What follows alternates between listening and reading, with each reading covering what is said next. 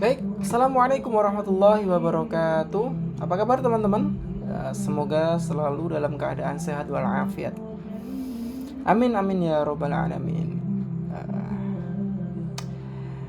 Teman-teman semuanya, di sini saya akan membahas satu hadis yang cukup penting. Bahkan bisa sangat penting sekali untuk kita sekarang. Hadis tentang apa? Yaitu hadis tentang sombong. Saya izin membacakan hadis tentang sombong ini, teman-teman. Hadis tentang sombong ini yaitu an Abdullah bin Mas'ud radhiyallahu anhu anin Nabi sallallahu alaihi wasallam qala la yadkhul jannah man kana fi qalbihi misqalu dzarratin min kibr. Qala rajulun ar-rajulu yuhibbu an yakunu saubuhu hasana wa tha'luhu hasanatan. Qala innallaha jamilun yuhibbul jamala. Al-kibru batarul haq wa ghamtun nas. Yang artinya teman-teman, diriwayatkan dari Abdullah bin Mas'ud radhiyallahu anhu dari Nabi sallallahu alaihi wasallam bersabda, tidak akan masuk surga orang yang di dalam hatinya ada seberat biji zarah dari kesombongan. Maksudnya apa teman-teman? Teman-teman tahu nggak biji zarah itu apa? Ada yang mengatakan teman-teman bahwasanya biji zarah itu sebesar biji sawi. Teman-teman bisa membayangkan sebesar apa sih biji sawi itu? Biji sawi itu kan sangat kecil sekali teman-teman.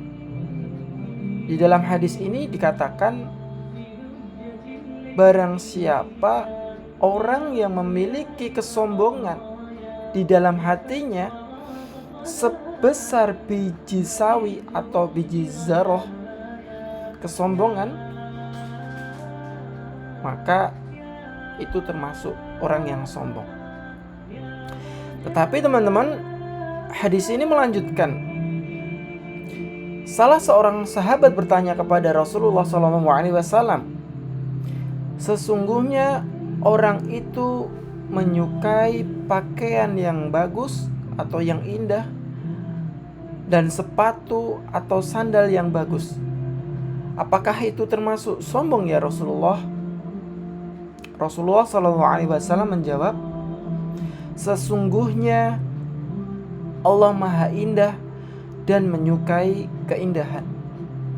Maka dari itu teman-teman, kita harus tahu bahwasanya orang yang memakai pakaian yang bagus, sandal yang bagus, atau mungkin bisa kendaraan yang bagus, rumah yang bagus, itu bukan termasuk orang yang sombong.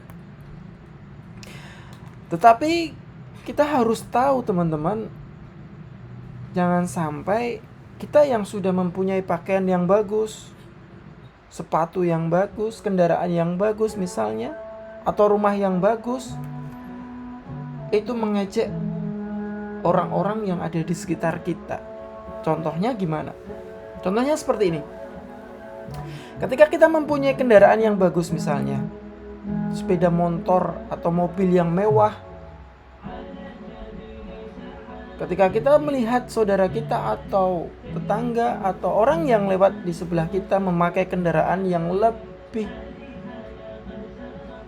buruk daripada kita, misalnya kendaraan yang sudah tidak layak dipakai, terus kita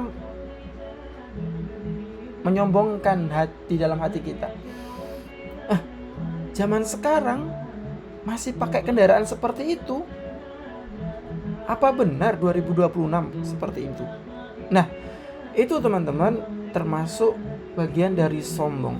Maka dari itu teman-teman, kita harus berhati-hati ketika kita mengucapkan atau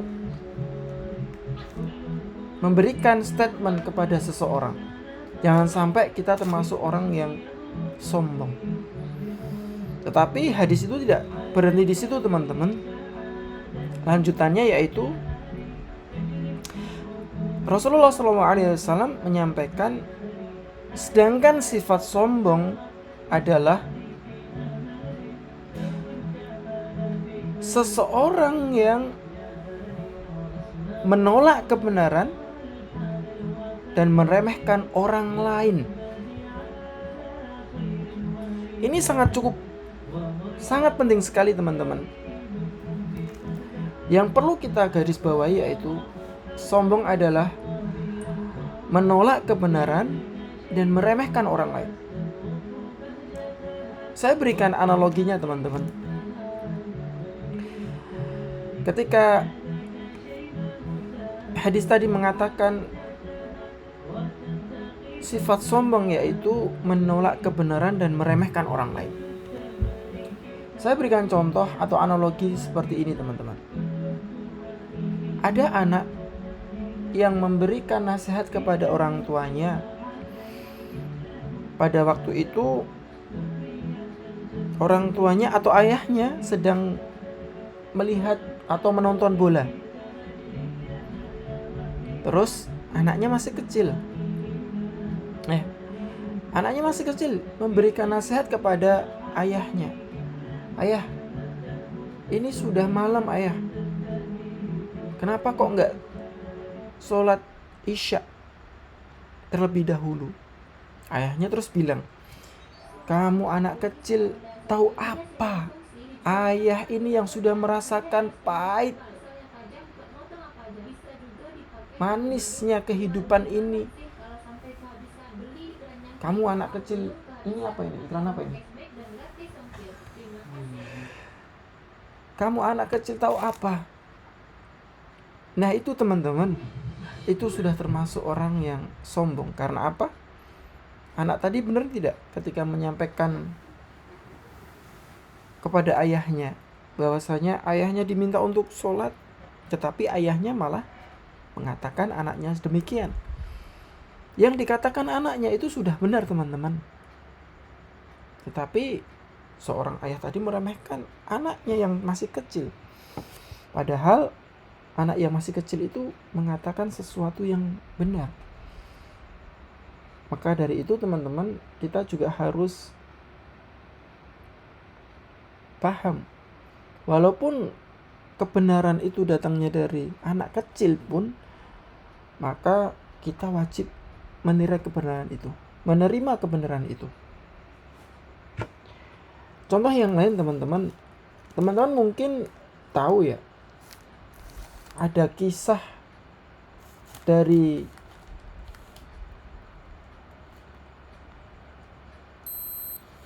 Imam Al-Ghazali. Dikisahkan Imam Al-Ghazali pada waktu itu safar di tengah beliau ketika safar di tengah perjalanan, beliau dicegat oleh perampok. Terus perampoknya itu mengambil barang-barang yang telah dibawa Imam Al-Ghazali. Imam Al-Ghazali mengatakan, wahai perampok, ambillah barang-barangku, ambillah barang-barang yang berharga, tetapi jangan kau ambil buku-buku yang telah aku bawa. Terus perampok itu mengatakan,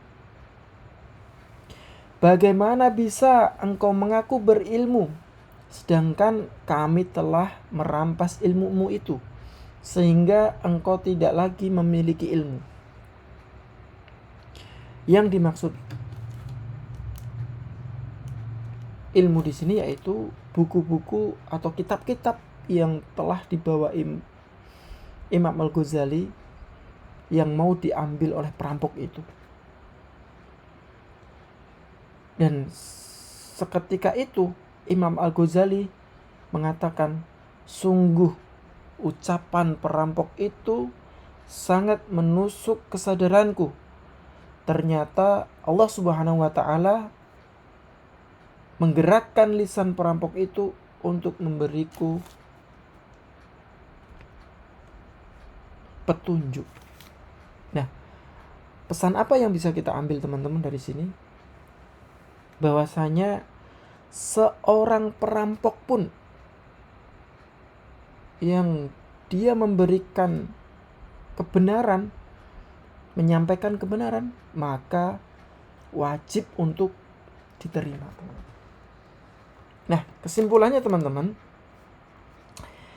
kesimpulannya yaitu nasihat dan kebenaran wajib kita terima dari siapapun, entah itu dari anak kecil, bahkan tadi ada kisah Imam Al-Ghazali, bahkan seorang perampok pun, ketika itu memang sebuah kebenaran, wajib untuk kita terima. Tetapi sebaliknya, kalaupun itu bukan kebenaran, maka wajib kita tolak. Kesimpulannya bahwasanya nasihat dan kebenaran wajib kita terima. Menolak kebenaran berarti sombong. Dan orang sombong, teman-teman ingat, orang sombong tidak akan masuk ke dalam surga. Wallahu a'lam bishawab. Jazakumullahu khairan katsiran. Barakallahu fikum. Wassalamualaikum warahmatullahi wabarakatuh.